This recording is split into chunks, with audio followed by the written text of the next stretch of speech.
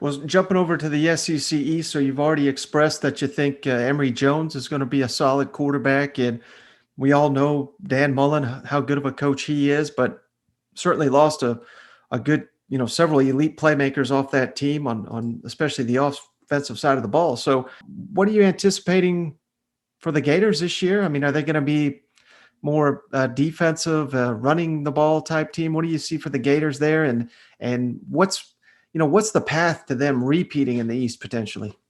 I think you mentioned running game and defense there kind of together. And I think there's something to this that Emory Jones plus Pierce, Bowman, right at running back.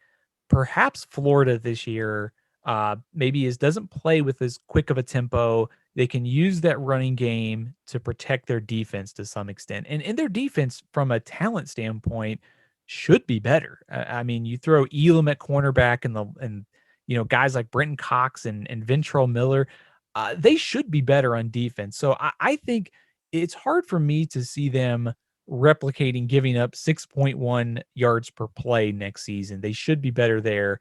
And I think Jones plus the running backs on offense, they will put up some points, maybe not as much as last season. So I think the path to Florida winning the East, they got to get good quarterback play to Emory Jones, and they have to build the offense around him. And then defense has to take a step forward. Getting LSU and Alabama in crossover play is really difficult. And I think that might be the biggest obstacle, that they're going to be good, top 10, top 12 good. But when you have to play at LSU, you still have to play Georgia and you have to play Alabama. They might be 10-2, 9-3 type team this year. Now, Athlon's got Missouri, number 3 in the East. That's pretty high, but I've seen a lot of projections. A lot of people think, certainly with under Eli Drinkowitz, the Tigers are on the up and up. But I'm a little freaked out about how last season kind of caved on them, and I don't really get all the Connor Bazelak love. So, what's your confidence level in Missouri being number 3 in the East? Yeah, first of all, I would say third and fourth in the East is a definite toss up. We spent a lot of time, kind of deciphering whether Missouri should be three or Kentucky should be three. Based on track record, Kentucky certainly under Mark Stoops is a pretty strong argument. But I think the argument for Missouri over Kentucky goes back to just a couple things. Missouri is kind of a year ahead in transition on offense. Kentucky having a new offensive coordinator, a new style. I share your, I guess, kind of cautious optimism on Connor Bazelak. He had the big performance against LSU. The stats weren't there the rest of the year. But I think there's something for Drinkowitz to work on. And so just those two, Drinkowitz and Bazelak, and the offensive transition, having a full year to kind of go through that while Kentucky's trying to sort out its quarterback position and scheme, I think gave me a little bit more confidence about Missouri at three. Also, the game between these two is early in the season, and I think that benefits Missouri just because of the things that we mentioned, transition and quarterback play. But this Missouri team is far from perfect because their defense has to be a lot better, and they've got to get more playmakers on the outside. And of course, the running back position, finding the new go-to guy is a question mark. So we think it's definitely a close call. We gave a small edge to Missouri. Yeah, yeah. So you said it there. You got Kentucky 4. Now, there's no way to kind of know this would happen, but let's just we live in a world where Kentucky nailed the offensive coordinator hire. They nailed whoever they named the quarterback, and he has a terrific season.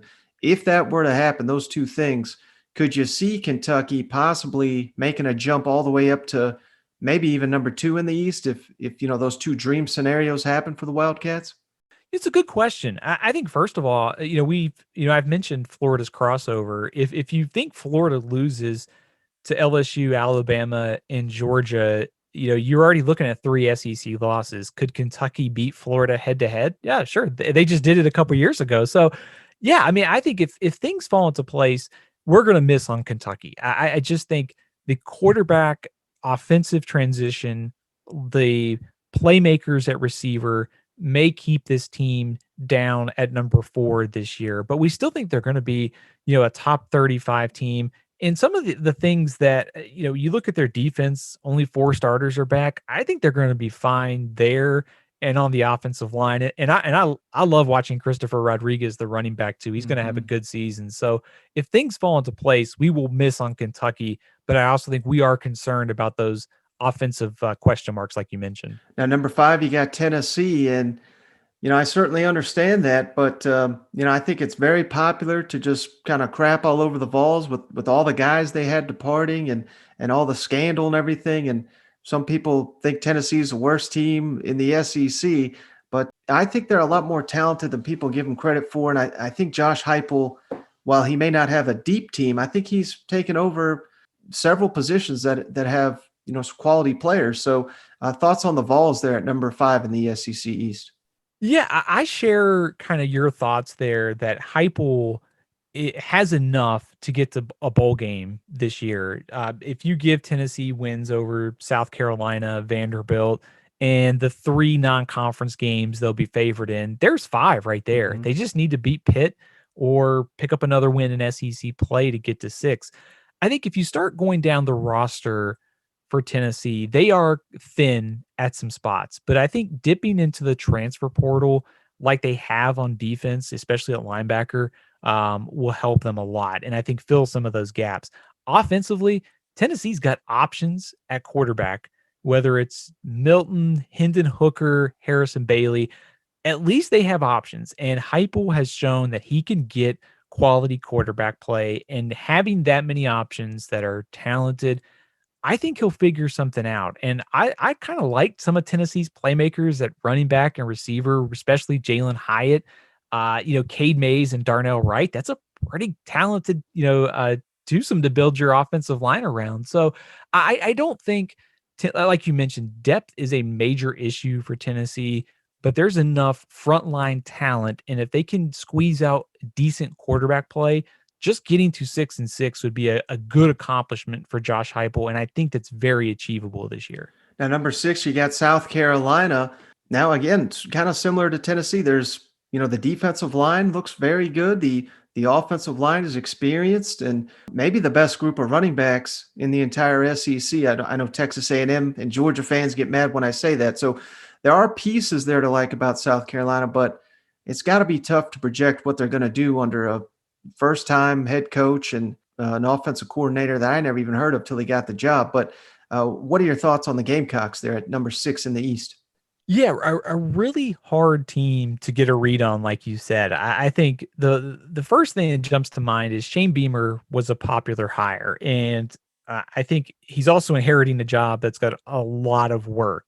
Switching to a 4-2-5 defense after losing guys like J.C. Horn and some of the other players they have in the secondary, it's going to be tough. And I think like much like Tennessee and some of these other teams, they dipped into the transfer portal for help, and they needed at a couple positions. I think this team, when you look at the strengths, you mentioned it, running backs, Marshawn Lloyd, Harris, that's a pretty quality 1-2 punch. They just don't have a lot of proven playmakers at receiver. And the quarterback position, Luke Doty, good runner. Can he be consistent enough as a passer to get this team to a bowl game? So I think it's more likely that they're somewhere 4-8, 5-7 type team. Just a lot of new pieces, a lot of unknown, and I think that it's going to be a transition type year for this team. Now, last you got Vanderbilt, number 7, coming off the 0 what was it, 0-9 season. Thoughts on Clark Lee, and hey, at least they got a quarterback to build around. But the reality of the Vanderbilt program he's taken over. I mean, it's a complete rebuild with all the defections they had. So, can you give Vanderbilt fans reason for optimism?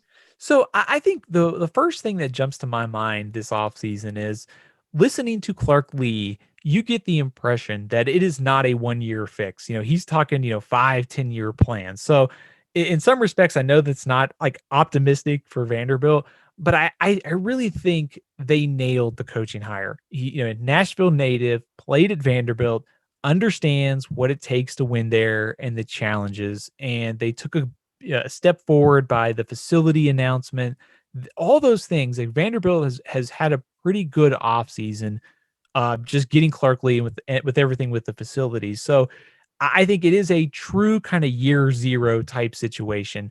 I don't necessarily read too much into how many players teams have on our all conference team as far as a true indicator of team strength across the board. But Vanderbilt only had a couple guys, I think three, that made our all conference team. There just wasn't a lot of high end talent. So rebuilding year, but they do have two pretty talented quarterbacks in Ken Seals and Mike Wright.